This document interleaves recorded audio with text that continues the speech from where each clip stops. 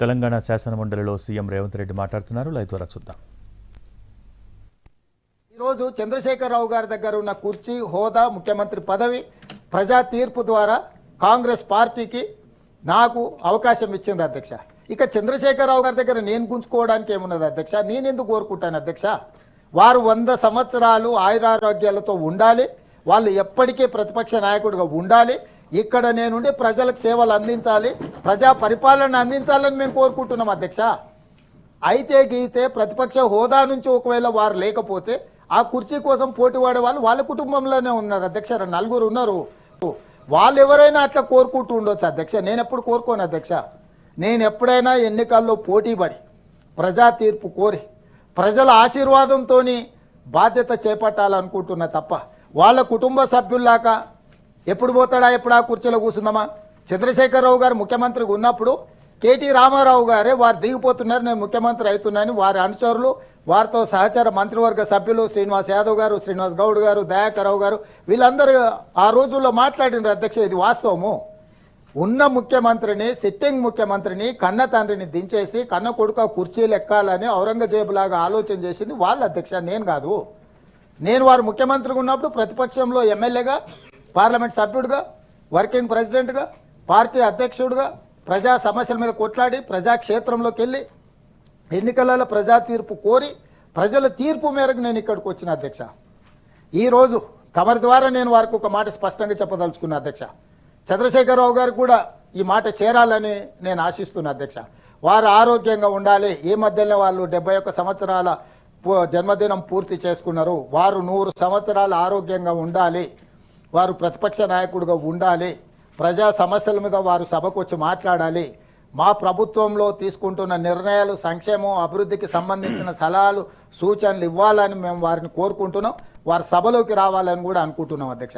అదే సందర్భంలో దాదాపుగా ఈ 15 నెలలలో చంద్రశేఖరరావు గారు ప్రధాన ప్రతిపక్ష నాయకుడిగా, ప్రజాప్రతినిధిగా 57,84,124 రూపాయల జీతభత్యాలు పొందినారు అధ్యక్ష. కానీ వారు సభకు వచ్చింది 2 సార్లే అధ్యక్ష. 15 నెలలలో జరిగిన చట్టసభలకు ప్రధాన ప్రతిపక్ష నాయకుడు గారు వచ్చింది 2 రోజులే. వారు నియోజకవర్గ స్థాయిలో పర్యటనలకు వెళ్ళలేదు, రాష్ట్ర స్థాయిలో పర్యటనలకు వెళ్ళలేదు, ప్రజా సమస్యల మీద వారు ఎక్కడ ప్రస్తావించిన సందర్భం లేదు. కానీ వారి 15 నెలలలో తీసుకున్న జీత భత్యాలు 57,84,124 రూపాయలు అధ్యక్ష. ప్రజాప్రతినిధి కూడా ప్రభుత్వ ఉద్యోగి జీత భత్యాలు తీసుకొని ఒకప్పుడు కోవిడ్ వచ్చినప్పుడు వర్క్ ఫ్రమ్ హోమ్ అని కొన్ని ఫెసిలిటీస్ ఇచ్చిండ్రు అధ్యక్ష. ఇప్పుడు అవి కూడా డ్రాప్ చేసిండ్రు. మరి వారు వర్క్ ఫ్రమ్ హోమా, వర్క్ ఫ్రమ్ ఫామ్ హౌసా నాకు తెలీదు. వారు వాళ్ళ బాధ్యతలు నెరవేరుస్తలేరు. దయచేసి ఆ సభ్యులు ఇప్పటి దగ్గర ఇక్కడ ధర్నాలు చేసిన సభ్యులు ప్రధాన ప్రతిపక్ష నాయకుడి ముందు వెళ్ళి ధర్నా చేసి, నిరసన తెలిపి, దీక్ష చేసి వారిని సభలోకి తీసుకొచ్చి ప్రజా సమస్యల్ని ప్రస్తావించే విధంగా వారికి ఒక అవగాహన, లేకపోతే వారికి ఒక అవకాశాన్ని కల్పించడానికి చేసినుంటే నిజంగా మనస్ఫూర్తిగా వాళ్ళని అభినందించి ఉండేవాడిని అధ్యక్ష. లేని వాటిని ఊహించుకొని కాయించుకొని ఇక్కడ ప్రశాంతంగా జరగాల్సిన సభను తప్పుదోవ పట్టించే విధంగా వాళ్ళు ప్రయత్నాలు చేసి చివరికి వాకౌట్ చేసిండ్రు అధ్యక్ష. అది సరే, వాళ్ళ ఆలోచన, వాళ్ళ విధానము, ఆ విధానానితో నేను పెద్దగా వాదించదలుచుకోలేదు అధ్యక్ష. ఇప్పుడు నిద్రపోయేవాడిని నిద్ర లేపొచ్చు, నిద్రపోయినట్టు నటించేవాడిని మనం నిద్ర లేపలేము అధ్యక్ష. సో గిచ్చితే తంతే లేవనోడు అంటే గిచ్చితే లేస్తాడా అనేది పెద్దలు చెప్పారు. కాబట్టి వాళ్ళు కావాలి అని ఇట్లా వ్యవహరిస్తున్నప్పుడు నేను చెప్పడానికి ఏం లేదు అధ్యక్ష. ఏదేమైనా నేను స్పష్టంగా మళ్ళీ ఒకసారి చెప్తున్నా, చంద్రశేఖరరావు గారు ఆరోగ్యంగా ఉండాలి. 100 సంవత్సరాలు వారు ప్రతిపక్ష నాయకుడిగా రాబోయే ఇంకో 30 ఏళ్ళు కూడా వారు ప్రతిపక్ష నాయకుడిగా ఉండి ఈ సభలోకి రావాలని కోరుకుంటున్నాం అధ్యక్ష. ఇది నా ఉద్దేశం, నా ఆలోచన. వారందరూ కూడా సభ్యులకు తెలియజేయాల్సిందిగా కోరుకుంటున్న అధ్యక్ష. మళ్ళీ అవకాశం వచ్చినాడు. ముఖ్యంగా తెలంగాణ సమాజం, ఈ తెలంగాణ ప్రాంతానికి, తెలంగాణ ప్రజలకు ఒక సుదీర్ఘమైన గుర్తింపు, గౌరవము, ఈ ప్రాంతానికి ఒక చైతన్యం ఉన్నది అధ్యక్ష. భూమి, ఈ ప్రాంతంలో జరిగిన ప్రతి పోరాటం భూమి చుట్టూతోనే తిరిగినాయి అధ్యక్ష. ముఖ్యంగా నల్గొండ జిల్లా నుంచి వచ్చిన మీరు ఆనాడు జరిగిన సాయుధ రైతాంగ పోరాటంలో అమరులైన వాళ్ళు, నేల కొరిగిన వాళ్ళు, భూమి కోసం, భుక్తి కోసం, విముక్తి కోసం ఈ తెలంగాణ ప్రాంతంలో జరిగిన పోరాటాల గురించి తమకు బాగా తెలుసు అధ్యక్ష. మీ జిల్లాలో జరిగిన ముఖ్యంగా సాయుధ రైతాంగ పోరాటం స్ఫూర్తి, దీనికి అంతా కూడా ప్రజలు భూమి కోసం కొట్లాడినారు అధ్యక్ష, భుక్తి కోసం కొట్లాడినారు అధ్యక్ష. ఆ భూమి చుట్టూతోనే మన యొక్క ఆత్మగౌరవం ముడిపడి ఉన్నది అధ్యక్ష. ఆ భూమి నమ్ముకొని ఉన్న రైతులను ఆదుకోవడమే మా ప్రభుత్వం యొక్క ప్రజా సంక్షేమం అని మేము భావించినాం అధ్యక్ష. ముఖ్యంగా వ్యవసాయ వృత్తిని, వ్యవసాయం, అగ్రికల్చర్ ఈజ్ అవర్ కల్చర్ అని మేము భావించి మా కల్చర్ని మనం కాపాడుకోవడం మన బాధ్యత అనుకొని వ్యవసాయానికి అత్యంత ప్రాధాన్యత ఇచ్చిన రంగంగా మేము భావించినాం అధ్యక్ష. అందుకే ఎన్నికల కంటే ముందు ఎక్కడైనా మీరు ఆత్మహత్యలు చూడండి. ఆత్మహత్యలు రైతు పెట్టుబడి కోసం, పంట పండించడం కోసం, తన వృత్తిని ప్రవృత్తిగా మార్చుకొని ఆ భూమి కోసం లాభం రాకపోయినా, లాభసాటిగా లేకపోయినా తరతరాలుగా భూమినే నమ్ముకున్న కుటుంబాలు అప్పో సప్పో చేసి పంట పండించి ఇత్తనం వేస్తే ఆ ఇత్తనం మొలకెత్తి మొలక పంటగా మారి పంట లాభసాటిగా మారే వరకు రైతుకు దినదిన గండం అధ్యక్ష. కానీ ఏ ప్రకృతి వైపరీత్యం వచ్చినా, అకాల వర్షాలు వచ్చినా, లేకపోతే లేని కరువు వచ్చినా, ఏదొచ్చినా రైతుకు పిడుగుపాటుగా మారి రైతును అప్పులపాలు చేస్తే, అప్పు తెచ్చుకున్న రైతు అప్పులవాడి ఇంటి ముందుకు వస్తే ఆత్మగౌరవంతో తలెత్తుకోలేక కట్టుకున్న భార్య ముందో, కన్న కొడుకుల పిల్లల ముందో ఆ అవమానాన్ని భరించలేక రైతులు ఆత్మహత్యలు చేసుకుంటున్నారు అధ్యక్ష. రైతు ఆత్మహత్యలకు ప్రధానమైన కారణం రైతు యొక్క అప్పు. అందుకే అప్పు ముప్పుగా పరిణమించకూడదు. ఆ అప్పు నుంచి రైతును విముక్తి చేయాలని ఆనాడు ఎన్నికల మేనిఫెస్టోలో పెద్దలు జీవన్ రెడ్డి గారు లాంటి ప్రజాప్రతినిధులు ఇచ్చిన సూచన మేరకు రైతుకు 2 లక్షల రూపాయల రుణమాఫీ చేస్తామని ఎన్నికల హామీ ఇచ్చి మొదటి 10 నెలల్లోనే 25,35,000 మంది రైతులకు 20,612 కోట్ల రూపాయల రైతు రుణమాఫీ చేసి ఇది రైతు ప్రభుత్వము, వ్యవసాయం దండుగ కాదు వ్యవసాయం పండుగ అని నిరూపించుకున్న ప్రభుత్వం మా ప్రభుత్వం, ప్రజా ప్రభుత్వం అధ్యక్ష. తమరు చాలా సంవత్సరాల నుంచి ప్రజా జీవితంలో ఉన్నారు. నేను ఈరోజు ఖచ్చితంగా గొప్పగా నేను చెప్పుకోదలుచుకున్నా, ఈ దేశంలో ఏ రాష్ట్రంలో కూడా, కాంగ్రెస్ పాలిత రాష్ట్రాలలో కూడా మొదటి 10 నెలల్లో 25,35,000 మంది రైతులకు 20,617 కోట్ల రూపాయల రైతు రుణమాఫీ జరగలేదు. స్వతంత్రం వచ్చినప్పటి నుంచి ఈ రోజు వరకు ఇంత గొప్ప నిర్ణయం తెలంగాణ రాష్ట్రంలోనే కాంగ్రెస్ పార్టీ అధికారంలోకి వచ్చిన తర్వాతనే జరిగింది అధ్యక్ష. ఇది గర్వకారణం మాకు. రైతుల కుటుంబాలను రుణమాఫీ చేసి 15 ఆగస్టు నాడు ఏ విధంగా అయితే దేశానికి స్వతంత్రం వచ్చి స్వేచ్ఛ వాయువులు పీల్చుకున్నారో భారతీయులు, అదేవిధంగా తెలంగాణ రైతాంగానికి స్వేచ్ఛా వాయువులు పీల్చుకొని అప్పుల ఊబి నుండి విముక్తి కలిగించి 25,35,000 మంది రైతులకు విముక్తి కలిగించిన చరిత్ర మాది. ఇంత గొప్ప చరిత్రను గవర్నర్ గారు ప్రసంగంలో ప్రస్తావిస్తే ప్రతిపక్షాలు గవర్నర్ గారి ప్రసంగాన్ని అడ్డుకునే ప్రయత్నం చేశారు అధ్యక్ష. రైతు బంధు గతంలో చంద్రశేఖరరావు గారు చాలా గొప్పగా చెప్పారు, ప్రతిపక్ష నాయకుడు. కానీ 2023 వారు రైతు బంధు ఇవ్వకుండానే ఎన్నికల కోడ్ను అడ్డం పెట్టుకొని ఆ రైతులకు రైతు బంధు రాకపోతే అధికారంలోకి వచ్చిన ఎంబడే 7,625 కోట్ల రూపాయలు వారు ఇవ్వకుండా రైతులకు ఎగవేసిపోయిన వాటిని కూడా మేము వచ్చిన తర్వాత మా బాధ్యతగా భావించి, ఆ హామీ మాది కాదు, ఆ హామీ గత ప్రభుత్వాన్ని, కానీ గత ప్రభుత్వం ఇచ్చిన హామీ అని రైతులకు మేము అన్యాయం చేయలేదు. ఆ రైతులకు మేము వచ్చిన ఎంబడే మొదటి 3 నెలల్లోనే 7,625 కోట్ల రూపాయల రైతు ఖాతాలో లేచి రైతులను ఆదుకున్న చరిత్ర మాది అధ్యక్ష.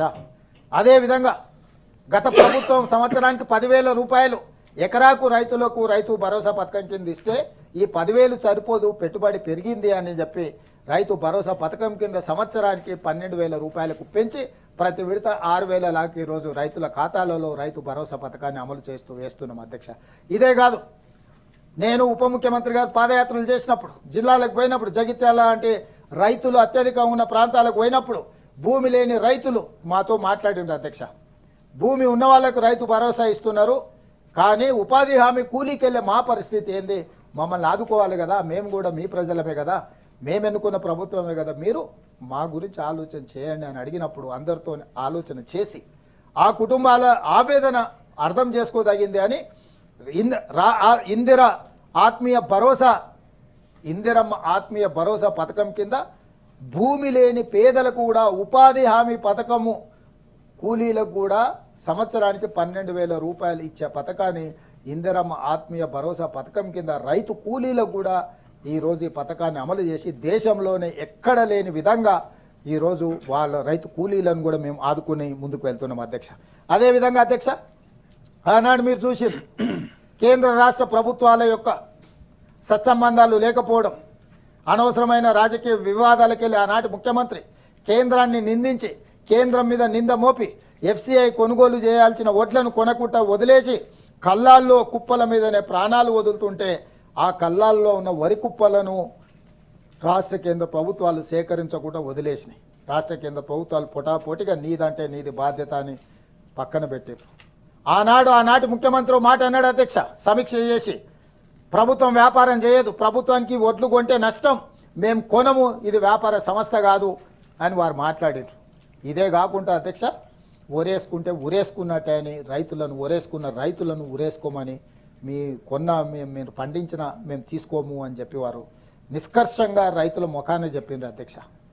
అట్లాంటి పరిస్థితి నుంచి మా ప్రభుత్వం వచ్చిన తర్వాత ఈ రైతులకు ఒక నమ్మకం, విశ్వాసం ఇచ్చినాం. మీరు పండించిన పంట చివరి గింజ వరకు కొనుగోలు చేస్తాము, ఎవరు అధైర్యపడాల్సిన పని లేదు. మీరు పండించిన వడ్లను కానీ ఏ పంటనైనా ప్రభుత్వం కొనుగోలు చేయగలిగిన ప్రతి పంటను మేము కొనుగోలు చేస్తాం, కనీస మద్దతు ధర ఇస్తామని చెప్పడమే కాకుండా సన్న వడ్లు పండిస్తే 500 రూపాయలు బోనస్ కూడా ఇస్తామని ఆనాడు రైతులకు మాట ఇచ్చి పోయినసారి వానకాలంలో సన్న వడ్లు పండించిన రైతులకు 500 బోనస్ రూపంలో 1206 కోట్ల రూపాయలు బోనస్ కింద రైతులకు ఇచ్చి కొనుగోలు చేసి మొట్టమొదటిసారి ఈ దేశంలోనే 1,56,00,000 మెట్రిక్ టన్నుల వడ్లు ఉత్పత్తి స్వతంత్రం వచ్చినప్పటి నుంచి ఈ రోజు వరకు ఉమ్మడి రాష్ట్రానికంటే కూడా ఎక్కువ తెలంగాణ రాష్ట్రంలో అత్యధికంగా వడ్లను ఉత్పత్తి చేసిన రాష్ట్రం తెలంగాణ. 1,56,00,000 మెట్రిక్ టన్నుల వడ్లను పోయిన పంటలో పండించడం. ఎప్పుడు అధ్యక్ష? గతంలో సూర్యాపేటలో, నల్గొండ జిల్లాలో, లేకపోతే నిజామాబాద్లో, మెదకులో ఎక్కడ పంట పండినా ఇవి కాళేశ్వరం నీళ్ళే అని ఆనాడు గొప్పలు చెప్పుకునేది కాళేశ్వరరావు గారు. ఆ కాళేశ్వరరావు గారు 1,00,000 కోట్లు పెట్టి కట్టిన కాళేశ్వరం 3 ఏళ్లలోనే కూలిపోయింది. అది కాళేశ్వరం కాదు, కూలేశ్వరం అని ప్రజలు అనుకుంటున్న సందర్భంలో కాళేశ్వరం నుంచి చుక్క నీరు లేకుండా పోయిన వానాకాలంలో 1,56,00,000 మెట్రిక్ టన్నుల వడ్లను పండించి కాళేశ్వరం కట్టుకథలు మానండి, కాళేశ్వరం కట్టింది కమిషన్ల కోసమే. ఆనాడు కాంగ్రెస్ పార్టీ కట్టిన శ్రీరామ్ సాగర్, శ్రీపాద, ఎల్లంపల్లి ప్రాజెక్టుల ద్వారా సాగునీరును అందించి ఆనాడు కట్టిన శ్రీశైలం, నాగార్జున సాగర్ కింద నల్గొండ జిల్లాలో అత్యధికంగా తమరు నివసించే ప్రాంతంలో, మిర్యాలగూడ లాంటి ప్రాంతంలో అత్యధికంగా వడ్లను పండించి ఈ దేశానికి తలమానికంగా నా రైతాంగం నిలబడ్డది. ఆ వడ్లు కొనుగోలు చేసి 1 రూపాయి కూడా తగ్గకుండా ఆనాడు తాలి పేరు మీద, లేకపోతే తాలు పేరు మీద, తడి పేరు మీద, తుట్టి పేరు మీద క్వింటాల్కు 10 కిలోలు తీసుకున్నారు అధ్యక్ష. 10 కిలోలు క్వింటాల్కు పోయినాయంటే 250 రూపాయలు అధ్యక్ష. 1 ఎకరాకు 25 క్వింటాలు ఒకవేళ పండినాయని లెక్కేసుకుంటే దాదాపుగా 250 కిలోల తుట్టి తీసిండ్రు అధ్యక్ష. ఆ లెక్కేసుకుంటే మీకు యావరేజ్గా 10 నుంచి 12,000 రూపాయలు తుట్టి పేరు మీద కొట్టేసిండ్రు అధ్యక్ష 1 ఎకరానికి. కానీ ఆ ప్రభుత్వం వచ్చింది ఎకరాకు 10,000 సంవత్సరానికైతే సంవత్సరానికి 25,000 తడి మీద, తుట్టి మీద కొట్టేసి రైతుల నడ్డి విరిసి రైతులను అప్పులపాలు చేయనాడు చేస్తే ఈరోజు 1 కిలో కూడా తాలు పేరు మీదనో, తడి పేరు మీదనో, తుట్టి పేరు మీదనో తీస్తే కీళ్ళు కాళ్ళు ఇరుస్తామని ప్రభుత్వం చెప్పి విజిలెన్స్ అండ్ ఎన్ఫోర్స్మెంట్ ద్వారా, కలెక్టర్ల ద్వారా నియంత్రించి 1 రైతుకు కూడా 1 రూపాయి నష్టం, 1 గింజ నష్టం జరగకుండా పంట సేకరణ చేసినాం అధ్యక్ష. 3 రోజుల్లో వాళ్ళు అమ్ముకున్న వడ్లకు వాళ్ళ ఖాతాలో డబ్బులు వేసినాం అధ్యక్ష. గతంలో 3 నెలలకు కూడా వచ్చేటివి కాదు. అట్లా రైతాంగాన్ని ఆదుకొని రైతులను ఈరోజు ఆత్మగౌరవంతో బ్రతికే విధంగా చేసినాం అధ్యక్ష.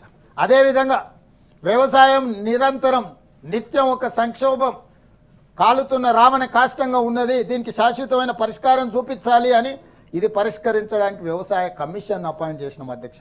స్వతంత్రం వచ్చినప్పటి నుంచి ఉమ్మడి రాష్ట్రంలో కానీ తెలంగాణలో కానీ వ్యవసాయ కమిషన్ లేదు అధ్యక్ష.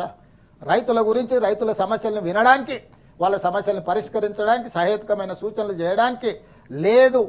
అలాంటి వ్యవసాయాన్ని ప్రాధాన్యత రంగం కింద మేము ఆలోచన చేసి వ్యవసాయ కమిషన్ అపాయింట్ చేసి వ్యవసాయంలో నిష్ణాతులైన కోదండ రెడ్డి గారిని కమిషన్ చైర్పర్సన్గా నియమించి సభ్యులను కూడా వ్యవసాయం పట్ల పూర్తి అవగాహన ఉన్న వాళ్ళని సభ్యులు చేసి వ్యవసాయ కమిషన్ ద్వారా ఈరోజు సూచనలు తీసుకొని రైతులను ఆదుకునే ప్రయత్నం చేస్తున్నాం అధ్యక్ష. అదేవిధంగా మహిళలు తెలంగాణ సమాజంలో తెలంగాణ ఉద్యమంలో మహిళలది అత్యంత కీలకమైన పాత్ర. ఈనాడే కాదు ఆనాటి నుంచి సమ్మక్క సారలమ్మ కావచ్చు, చాకలి ఐలమ్మ కావచ్చు, రాణి రుద్రమ్మ కావచ్చు, ఈ రకంగా చెప్పుకుంటూ వెళ్తే తెలంగాణ సమాజాన్ని స్ఫూర్తినిచ్చి పోరాటాలు చేసి తెలంగాణ ఆత్మ గౌరవాన్ని నిలబెట్టింది మహిళలు. తెలంగాణ ఉద్యమంలో ముందు బాగానే నిలబడి పోరాటం చేసింది మహిళలు. ఆ మహిళల యొక్క సాధికారత కోసం కాంగ్రెస్ పార్టీ నిరంతరం ప్రయత్నం చేసింది అధ్యక్ష. అందుకే అధ్యక్ష ఈరోజు ప్రభుత్వం వచ్చిన 7 తారీఖు నాడు అధికారాన్ని చేపడితే 9 తారీఖు నాడు 2 రోజుల్లో డిసెంబర్ 9, 2023 నాడు మహాలక్ష్మి పథకం ద్వారా ఆనాడు ఆడబిడ్డలు అమ్మగారింటికి వెళ్ళాలన్నా, అమ్మోరి ఆలయాన్ని దర్శించుకోవాలన్నా, ఎక్కడికైనా వెళ్ళాలంటే బస్సు కిరాయి పైసలు భర్తనో కొడుకునో అడగాల్సిన పరిస్థితి. వాళ్ళు ఇస్తే ఇచ్చినట్టు, లేదంటే ఊరుకున్నట్టు.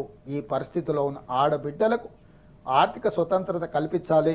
అమ్మగారింటికి పోవాలంటే కూడా ఎవరి మీద ఆధారపడడం ఎందుకు, అమ్మవారిని దర్శించుకోవాలంటే వాళ్ళ కష్టం ఎందుకు అని మహాలక్ష్మి పథకం ద్వారా ఆర్టీసీలో రాష్ట్రం నలుమూలలు ఎక్కడికి వెళ్ళినా ఆడబిడ్డలకు బస్సు ఉచిత ప్రయాణాన్ని ఏర్పాటు చేసిన అధ్యక్ష. దాదాపుగా 150 కోట్ల బస్సు ట్రిప్పులు మహిళలు ఇప్పటి వరకు ఈ 15 నెలలలో ఉపయోగించుకున్నారు అధ్యక్ష. దానికి సంబంధించి రాష్ట్ర ప్రభుత్వం ఖజానా నుండి ఆర్టీసీ కార్పొరేషన్కు మిత్రుడు పొన్నం ప్రభాకర్ గారు ఇక్కడనే ఉన్నారు, ఆర్టీసీ మంత్రి గారు, 5,005 కోట్ల రూపాయలు ఆర్టీసీకి రాష్ట్ర ప్రభుత్వం నిధులను ఇచ్చి ఆడబిడ్డలను ఆర్టీసీ బస్సుల్లో ఉచిత ప్రయాణాన్ని ఏర్పాటు చేసిన ప్రభుత్వం మాది అధ్యక్ష. ఈ దేశానికి మేము ఆదర్శంగా నిలబడ్డ మహిళలను ఆదుకునే విషయంలో అధ్యక్ష. అదేవిధంగా ఇంటికి గృహజ్యోతి, ఇంటి బాధ్యత ఆడబిడ్డల మీదనే ఉన్నది. ఇల్లు చూడు ఇల్లాలిని చూడు అన్నారు. ఇల్లాలకి ఇల్లును జాగ్రత్తగా చూసుకునేది ఇల్లాలు కాబట్టి కరెంటు బిల్లులకి వాళ్ళ కష్టమంతా పోతుందని 200 యూనిట్లు ఉచిత విద్యుత్తు గృహలక్ష్మి పథకం ద్వారా ఆడబిడ్డలకి ఈరోజు అందిస్తే 50 లక్షల కుటుంబాలు ఈ పథకాన్ని వినియోగించుకొని ఆర్థికంగా ఆడబిడ్డలు నిలదొక్కునే ప్రయత్నం చేస్తున్నారు అధ్యక్ష. అదేవిధంగా ఆనాడు దీపం పథకం ద్వారా తమరికి తెలుసు, శ్రీమతి సోనియా గాంధీ గారు కట్టెల పొయ్యిలో వంటలు వండి ఆ పొగతో కళ్ళు మండి ఊపిరితిత్తులకు పోయి క్యాన్సర్తో ఆడబిడ్డలు చచ్చిపోతుంటే దీపం పథకాన్ని తీసుకొచ్చి ఆనాడు సిలిండర్ స్టవ్ను అందించడమే కాకుండా 400 రూపాయలకు ఆనాడు సిలిండర్ ఇచ్చిండ్రు అధ్యక్ష.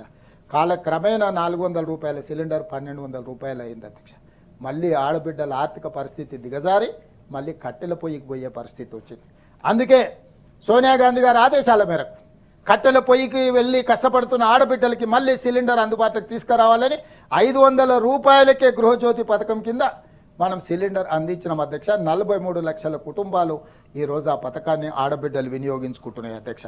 అదే కాకుండా అధ్యక్ష దాని మీద కూడా దాదాపుగా 433 కోట్ల రూపాయలు ఇప్పటి వరకు ఖర్చు పెట్టినాం అధ్యక్ష రాష్ట్ర ప్రభుత్వం తరఫున. అదేవిధంగా ఉచిత కరెంటుకు కూడా 1,775 కోట్ల రూపాయలు ఖర్చు పెట్టినాం అధ్యక్ష. ఇదే కాదు ప్రభుత్వ పాఠశాలలు తమకి తెలుసు అధ్యక్ష, గ్రామీణ ప్రాంతం నుంచి వచ్చిన మీరు ఈరోజు గ్రామీణ ప్రాంతాలలో, తండాలలో, గూడాలలో, మారుమూల పల్లెల్లో ఉన్న సింగిల్ టీచర్ల పాఠశాలలు ప్రభుత్వ నిర్లక్ష్యానికి గురై టీచర్లు వస్తున్నారో రారో పర్యవేక్షణ లేకపోవడం వల్ల పేదలు విద్యకు దూరం అవుతున్నారు. ముఖ్యంగా దళితులు, గిరిజనులు, బలహీన వర్గాలని ఆలోచన చేసి అమ్మ ఆదర్శ పాఠశాల విధానాన్ని తీసుకొచ్చినాం అధ్యక్ష. అమ్మ ఆదర్శ పాఠశాలలో భాగంగా స్వయం సహాయక సంఘాలే ఆ పాఠశాలలు నిర్వహించాలి. ఆ పాఠశాల నిర్మాణానికి అవసరమైన ఖర్చులు వాళ్ళకే ఇస్తాం, నిర్వహణకు సంబంధించిన ఖర్చులు వాళ్ళకే ఇస్తాం, పాఠశాలను మొత్తం ఈ మహిళలే నిర్వహించాల్సిందిగా మా ప్రభుత్వం వచ్చినాక నిర్ణయం తీసుకున్నది అధ్యక్ష. ఆ పాఠశాలలకు కూడా ప్రభుత్వం ఉచితంగా కరెంట్ ఇచ్చే పిల్లలకు కంప్యూటర్లోనో టీవీలలోనో ఒక టెక్నికల్ ఎడ్యుకేషన్ని ఇంప్రూవ్ చేసే విధంగా నిర్ణయం తీసుకున్నాం అధ్యక్ష. అదేవిధంగా అధ్యక్ష ఈ స్కూళ్ళలో చదువుకుంటున్న పిల్లలకు సంబంధించి యూనిఫామ్లు గత ప్రభుత్వం పిల్లల బట్టలు కుట్టడానికి కూడా కార్పొరేట్ కంపెనీలకు ఇచ్చి కమిషన్లు పొందేది అధ్యక్ష. మేము వచ్చిన తర్వాత ఆలోచన చేసి ఈ దోపిడీని అరికట్టాలి. 65 లక్షల మంది విద్యార్థులకు రెసిడెన్షియల్, నాన్ రెసిడెన్షియల్ ఉండే పిల్లలకు ఇచ్చే ప్రభుత్వం ఇచ్చే 2 జతల బట్టల్ని 1,30,00,000 జతల బట్టల్ని కుట్టడానికి స్వయం సహాయక సంఘాలైన ఆడబిడ్డలకు 65 లక్షల మంది ఇచ్చి గతంలో 25 రూపాయలు కుట్టుగూళ్ళు ఉంటే దాన్ని 75 రూపాయలకు పెంచి ఆడబిడ్డలు ఆర్థికంగా నిలబడే విధంగా మన ప్రభుత్వం నిర్ణయం తీసుకున్నది. ఇవాళ ఆడవాళ్ళను ఆర్థికంగా నిలబెడితే అది కుటుంబాలను ఆదుకుంటుంది, పిల్లల భవిష్యత్తు బాగుపడుతుంది, ఇల్లు చక్కదిద్దుకుంటారని చెప్పి మహిళల యొక్క అభ్యున్నతి కోసం మన ప్రభుత్వం పనిచేసింది అధ్యక్ష. ఈ విధంగా చెప్పుకుంటూ వెళ్తే స్వయం సహాయక సంఘాలను 1 కోటి మంది ఆడబిడ్డల్ని కోటీశ్వర్లను చేయాలన్న ఆలోచనతోటి ఈ చిన్న చిన్న ఐకేపీ కేంద్రాల్లో కొనుగోలు చేయడమో, ఒడ్లు కొనడమో, కందులు కొనడమో, లేకపోతే ఇతర పంటలు కొనడమో, వీటి వల్లనే కాదు, బట్టలు కుట్టడమే కాదు, వీళ్ళకి వ్యాపార నైపుణ్యాన్ని పెంచాలి అన్న ఆలోచనతోటి ఈరోజు 1000 ఆర్టీసీ బస్సుల్ని ఇప్పటివరకు ఆర్టీసీ కార్పొరేషను ప్రైవేటు కార్పొరేట్ కంపెనీల నుంచి బస్సులను లీజుకు తీసుకునేది అధ్యక్ష.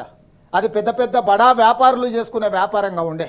అందుకే ఆర్థిక మంత్రితో మాట్లాడి, ఆర్టీసీ మంత్రి గారితో మాట్లాడి ఈ స్వయం సహాయక సంఘాలకు 1000 ఆర్టీసీ బస్సులను కొని ఇచ్చి వాళ్ళ ద్వారా ఆర్టీసీకి కిరాయికి పెట్టి 1000 బస్సులకు ఆడబిడ్డల్ని యజమానులను చేసి కోట్ల రూపాయల వ్యాపారం ఆడబిడ్డల చేతికి మా ప్రభుత్వం అందించింది అధ్యక్ష. ఇదే కాదు అధ్యక్ష, సోలార్ పవర్ ప్రాజెక్టుల గురించి తమరికి తెలుసు అధ్యక్ష. చాలామంది సోలార్ పవర్ ప్రాజెక్ట్స్ అనగానే అదానీ, అంబానీ, టాటాలు, బిర్లాలు, లేకపోతే అమెజాన్ లాంటి కంపెనీలు, ఇట్లాంటి కంపెనీలకు గుర్తొచ్చేది అధ్యక్ష.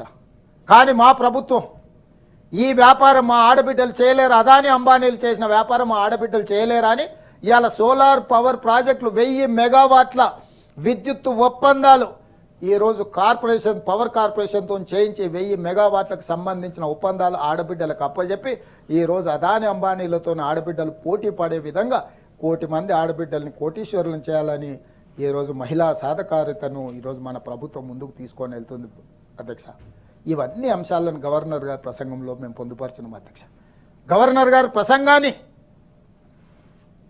సావధానంగా విని ప్రభుత్వం చేస్తున్న మంచి పనులను అభినందించి మిగతా అంశాల మీద ఏమైనా సూచనలు ఉంటే చేసి ఉంటే ప్రతిపక్ష నాయకుడిగా వారి అనుభవాన్ని, వారి వయస్సును 100% తెలంగాణ సమాజం గౌరవించి ఉండేది అధ్యక్ష.